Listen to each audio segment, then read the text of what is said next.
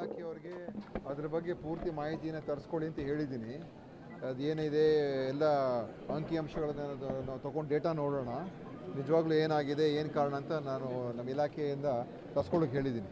ಆ ವರದಿಯನ್ನು ನೋಡಿದ ನಂತರ ಸರ್, ಒಂದು 3 ದಿನದ ಹಿಂದೆ ಹುಬ್ಳಿ ಕಿಲ್ಸ್ ಅವರು ಒಂದು ರಿಪೋರ್ಟ್ ಕೊಟ್ಟಿದ್ದಾರೆ ಸರ್ಕಾರಕ್ಕೆ. ಹೆಚ್ಚಿನ ಈ ಯುವಕರು ಸಾವಿಗೀಡಾಗ್ತಾ ಇರುವಂಥದ್ದು ಒಂದು ಮೊಬೈಲ್ ಮತ್ತು ಜೀವನ ಶೈಲಿ ಅಂತ. ಹೌದು, ಈಗ ಜೀವನ ಶೈಲಿಯಿಂದ ಮತ್ತು ಆಹಾರ ಪದ್ಧತಿಗಳಿಂದ ಮತ್ತು ಬೇರೆ ಬೇರೆ ಈ ಅವ್ರು ಹೇಳ್ದಂಗೆ ಈ ಮೊಬೈಲ್ ಡಿಜಿಟಲ್ ಏನು ಅಡಿಕ್ಷನ್ ಅಂತ ಹೇಳ್ತೀವಿ, ಅದರ ಏನಾಗ್ತದೆ, ಅದರಿಂದ ನಾವು ಬೇರೆ ಚಟುವಟಿಕೆಗಳು ಮಾಡೋದನ್ನು ಬಿಟ್ಬಿಡ್ತೀವಿ, ಒಂದೇ ಕಡೆ ಕೂತ್ಕೊಂಡಿರುವಂಥದ್ದು. ಇದೆಲ್ಲ ಕೂಡ ಜೀವನ ಶೈಲಿ ಮೇಲೆ ಇದು ಪರಿಣಾಮ ಬೀರುವಂಥದ್ದು. ಆ ಕಾರಣದಿಂದ ಈಗ ಅನೇಕ ಜನರಲ್ಲಿ ಚಿಕ್ಕ ವಯಸ್ಸಿಗೆ ರಕ್ತ ಒತ್ತಡ ಬರುವಂಥದ್ದು ಅಥವಾ ಮಧುಮೇಹ ಬರುವಂಥದ್ದು ಮತ್ತು ಬೇರೆ ಬೇರೆ ಈ ಕಾಯಿಲೆಗಳು, ಕ್ಯಾನ್ಸರು, ಕಿಡ್ನಿ. ಯಾಕೆಂದರೆ ಮಾಲಿನ್ಯ ಎಲ್ಲದರಲ್ಲೂ ಇದೆ. ಗಾಳಿ, ನಮ್ಮ ವಾಯುವಲ್ಲಿ ಮಾಲಿನ್ಯ ಇದೆ, ಆಹಾರದಲ್ಲಿ ಮಾಲಿನ್ಯ ಇದೆ, ನೀರಿನಲ್ಲಿ ಮಾಲಿನ್ಯ ಇದೆ. ಸೊ ಮಾಲಿನ್ಯ ಇದೆಲ್ಲ ಬಂದಾಗ ಖಂಡಿತವಾಗಿ ಅದರ ಒಂದು ಪ್ರಭಾವ ಪ್ರತಿಯೊಬ್ಬರ ಮೇಲೂ ಬಂದೇ ಬರ್ತದೆ. ಈಗ ದೆಹಲಿಯಲ್ಲಿ ಅಲ್ಲಿರುವಂಥ ಗಾಳಿ ನಾವು ಉಸಿರಾಟ ಮಾಡಿದ್ರೆ ಅದೇ ಒಂದು ಕೆಟ್ಟ ಪರಿಣಾಮ. ಮತ್ತು ನಗರ ಪ್ರದೇಶಗಳಲ್ಲಿ ಇದೆಲ್ಲ ಇರೋದರಿಂದ ಖಂಡಿತವಾಗಿಯೂ ಇದೆಲ್ಲ ಕೂಡ ಒಂದು ರೀತಿ ನಮ್ಮ ಒಂದು ಆರೋಗ್ಯದ ಮೇಲೆ ದುಷ್ಪರಿಣಾಮ ಬೀರ್ತಾ ಇದೆ.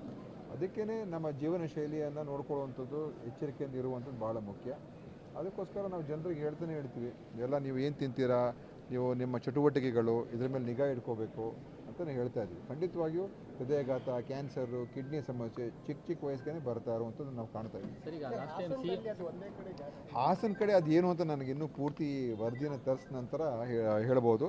ಎಲ್ಲ ಡೇಟಾ ಸ್ಟಡಿ ಮಾಡಿಬಿಟ್ಟು ಆಮೇಲೆ ತಿಳಿಸ್ತೀನಿ. ಸರ್, ಈಗ ಲಾಸ್ಟ್ ಟೈಮ್ CM ಕೋವಿಡ್ ನಂತರದ ಹೃದಯಾಘಾತಗಳ ಬಗ್ಗೆ ಒಂದು ತಜ್ಞರ ಸಮಿತಿ ಮಾಡಿ ಅವರು ಕೋವಿಡಿಂದ ಏನಾದರೂ ಆಗ್ತಾ ಇದೆಯಾ, ಬೇರೆ ಅದರಿಂದ ಏನಾದರೂ ಈ ಲಾಂಗ್ ಕೋವಿಡ್ ಅಂತ ಹೇಳ್ತಾರೆ, ಅದರ ಒಂದು ಪರಿಣಾಮ ಆಗ್ತಾಯಿದೆ ಅಂತ ಹೇಳ್ಬಿಟ್ಟು ಅವ್ರು ಚೀಫ್ ಸೆಕ್ರೆಟರಿಗೆ ಬರೆದಿದ್ರು. ಚೀಫ್ ಸೆಕ್ರೆಟರಿ ಅದನ್ನು ನೋಡ್ತಾ ಇದ್ದಾರೆ. ಆದರೆ ಇದು ಕೇವಲ ಕರ್ನಾಟಕ ಅಲ್ಲ, ಇದೊಂದು ವಿಶ್ವ ಮಟ್ಟದಲ್ಲಿ ಚರ್ಚೆಯಾಗಿ ಇದಕ್ಕೆ ಭಾಳಷ್ಟು ಅಧ್ಯಯನ ಬೇಕು. ಅಷ್ಟು ಸುಲಭವಾಗಿ ನಾವು ಹೇಳಕ್ಕೆ ಬರೋದಿಲ್ಲ. ಯಾಕೆಂದರೆ ರಾಷ್ಟ್ರ ಮಟ್ಟದಲ್ಲಿ ಮತ್ತು ವಿಶ್ವ ಮಟ್ಟದಲ್ಲಿ ಇದರ ಬಗ್ಗೆ ಸಾಕಷ್ಟು ಜನ ಇದನ್ನು ನೋಡ್ತಾ ಇದ್ದಾರೆ. ಲಾಂಗ್ ಕೋವಿಡ್ ಅಂತ ಹೇಳ್ತಾರೆ, ಅದರಲ್ಲಿ ಕೋವಿಡಿನ ದುಷ್ಪರಿಣಾಮಗಳು ಏನು, ಹೇಗಾಗಿದೆ, ಅದಕ್ಕೆ ಭಾಳಷ್ಟು ಒಂದು ಸಂಶೋಧನೆ ಆಗಬೇಕಾಗ್ತದೆ. ಅಷ್ಟು ಸುಲಭ ಅಲ್ಲ. ಹಾಸನ ವಿಷಯದಲ್ಲಿ ಏನಾದರೂ ಪ್ರತ್ಯೇಕವಾಗಿಯೇ ಆರೋಗ್ಯ ಇಲಾಖೆ ನಮ್ಮಿಂದನೇ ಅದೆಲ್ಲ ಒಂದು ಮಾಹಿತಿಯನ್ನು ತರಿಸ್ಕೊಳ್ಳಿ.